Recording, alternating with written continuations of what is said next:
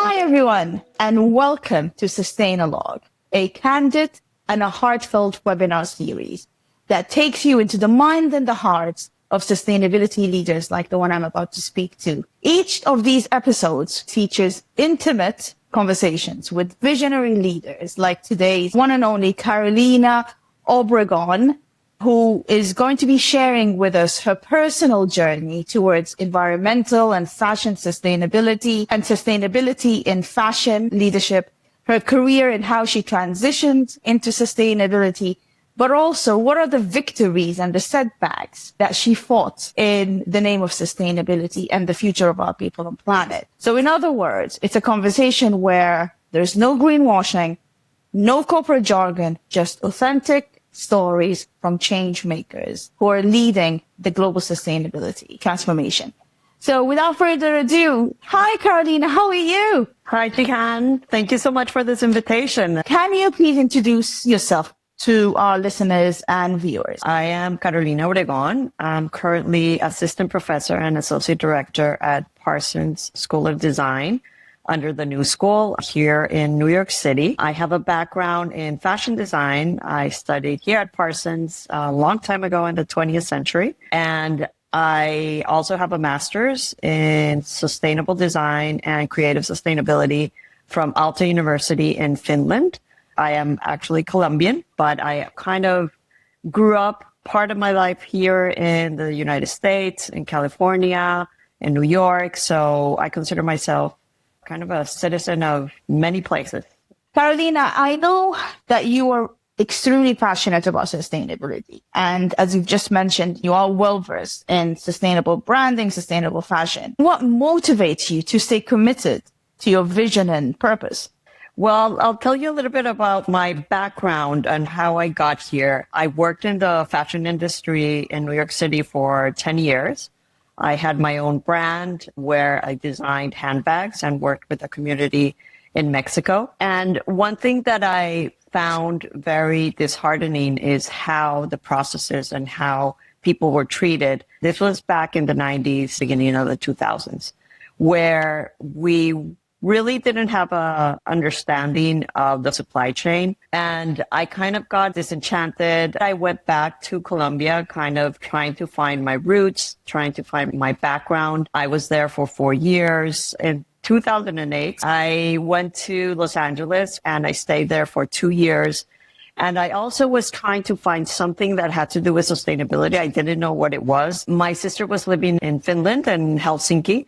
And she said that there was this new program that 3 universities got together. It was an international master's program. And she said, well, why don't you try it out? I applied, I got in. And for me was a moment that really changed my life because it was not only about the education, but it was the way that people in Finland live and how they are so immersed in nature.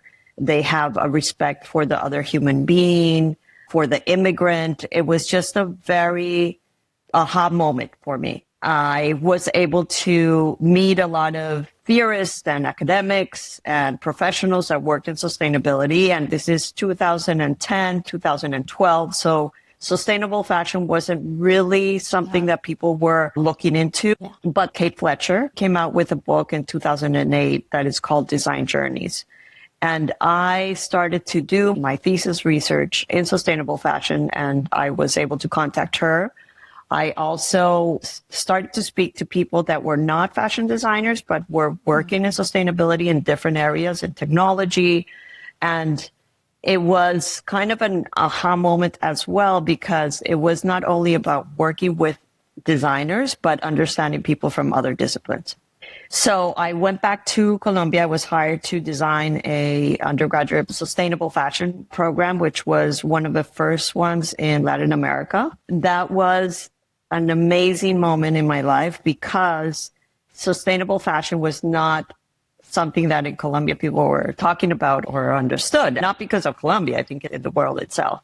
But I was looking at sustainability in a very different manner. It was not only about the material, but actually about the supply chain. Because usually when you're a fashion designer, you design something aesthetically beautiful and then it's produced or manufactured somewhere else in the world. So for me, it was how designers could not only impact the aesthetics, but actually be able to use fibers or materials that they themselves would be able to create and manufacture.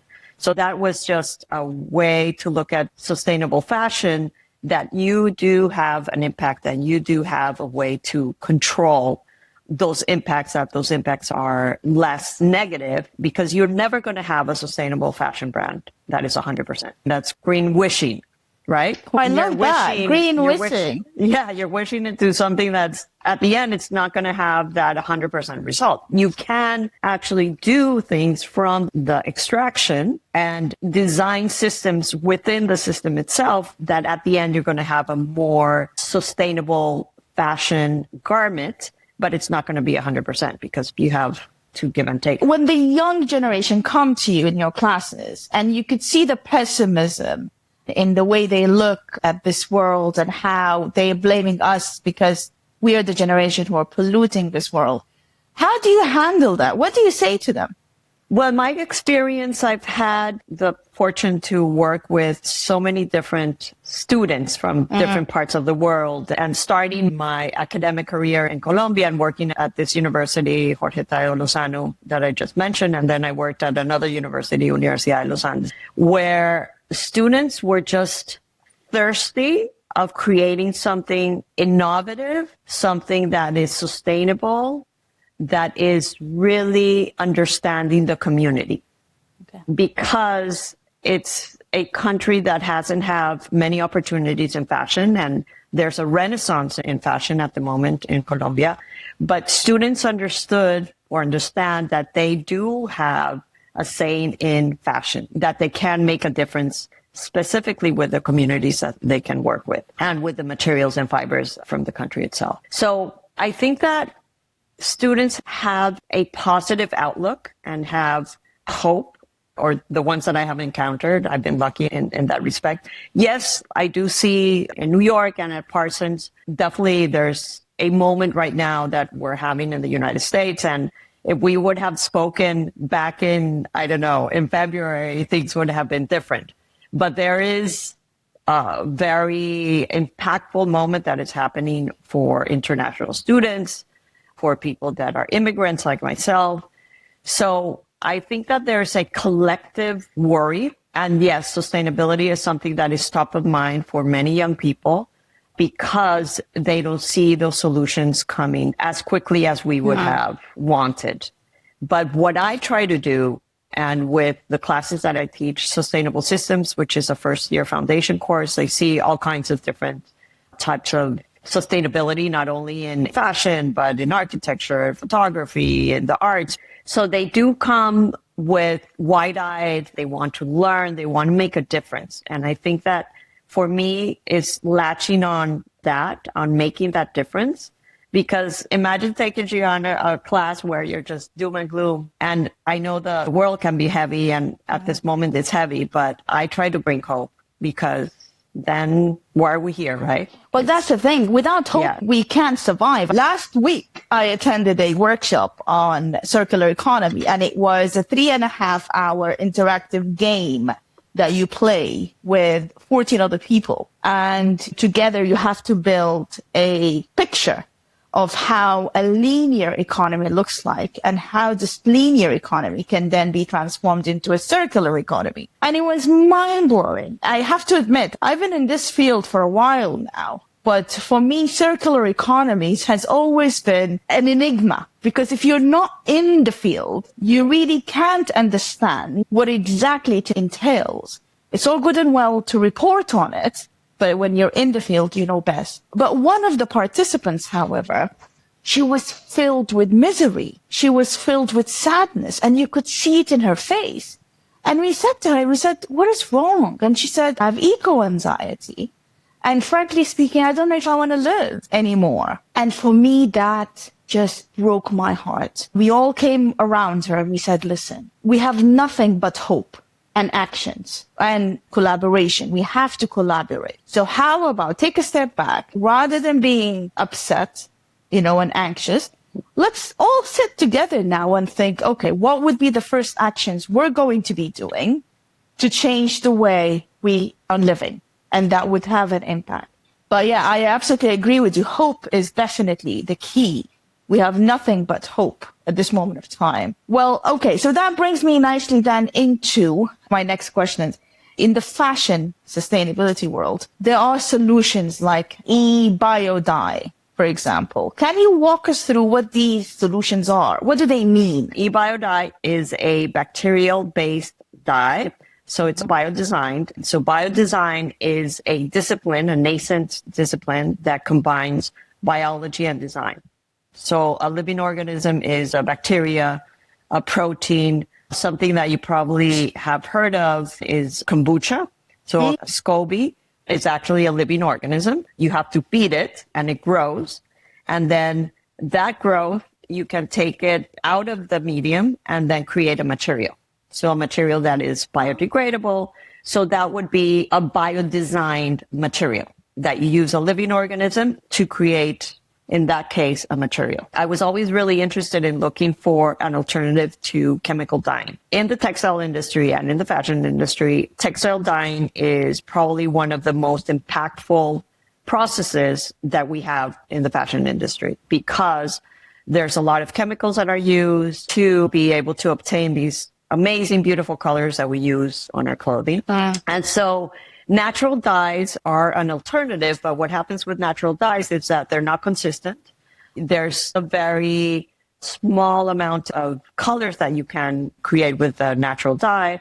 One of my founders, he's a biologist. He was using a bacteria to create these wonderful luminescent and fluorescent colors. I was working with the brand Converse, and one day I had a Converse sneaker, and he's like, give me that sneaker and I'll come back and I'll show you something. So he took the sneaker and he came back like 2 days later and he brought me a pink fluorescent sneaker. I'm like, oh my God, what the hell is that? And he's like, no, I just dyed it with this bacteria. And that's kind of how e-biodye was born. We were recently at University of Leeds, so we might be going to Nexus, which is an incubator. We're trying to also find funding. And again, been very difficult because it's an alternative to chemical dyeing. So it's something novel. It's going to cost a little bit more, but the benefits on the long run is what makes it so amazing. And it's fluorescent. Also, we can give it functionality because we see colors as not only something that is flat, but that we can give it functions. And our first function is an odor, a smell, and we were able to give it a banana smell. Oh, so my sneaker would smell like bananas. It could smell like bananas. It could smell like any other type of fruit. So, and is there a reason why you gave it a smell? Because Diego and the team, the biologists, were working with a specific type of process that had been reported that you could use this bacteria to create a banana smell. So it's the DNA of the banana. And so he applied that to our medium and he was able to give it that smell. That's great. So, okay, so to finish off, how are you balancing your academic with your professional and your personal life? I mean, I have to admit, visionary sustainability leaders like yourself normally will always be busy. Do you balance it? Are you able to balance it? And how's your mental health? That's an amazing question. I don't think anybody had ever asked me this. I like to be busy, but I like to be busy that I have a purpose. It's a balancing act. I have 2 leadership roles at the school. I'm associate director of partnerships in the BFA, which is a huge program, a lot of students. Our fashion program here at Parsons is the largest of all of the schools. It's a lot of work, very heavy, intensive, with a lot of people want to work with us. So big brands, and it's just, it takes a lot of balancing. And then I'm also coordinator of sustainable systems of this course that I was telling you that is in the foundation. And then I'm also working with the people back in Colombia and doing my research, publishing with my colleague Joanna. I'm a vegan, and I really believe that my health and my ability to have a clear and kind of a happy personality is because I'm vegan. I don't drink. I wake up early in the morning with my husband. I have a wonderful husband that we go to the gym. He's a vegan as well. We have 2 dogs, a cat. I think it's important to have a partner, and this person came late in my life. And so I've been really lucky to have him as someone that is supportive in everything that I do. And the other day, a funny story, I was at the university on Sunday, like last week, because all the new students are coming in. So the leadership has to talk about the program because they come with the parents. And then they gave me a sticker that said, Assistant Professor Carolina Oregon, Parsons School of Design. And so I forgot that I had it on. And when my husband picked me up, he took it and he put it on his cap. And he was walking around all day. This is my wife.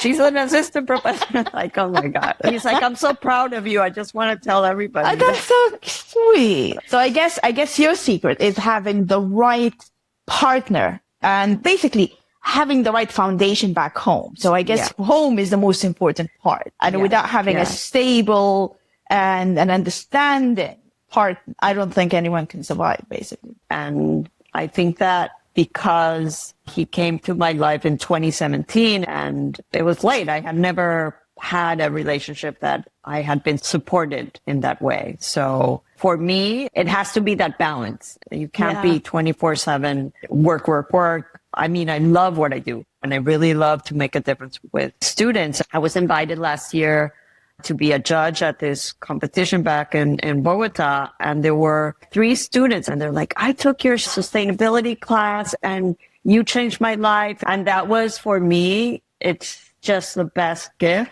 And it just makes everything, it makes everything worth it. Yeah. Gosh. Yeah.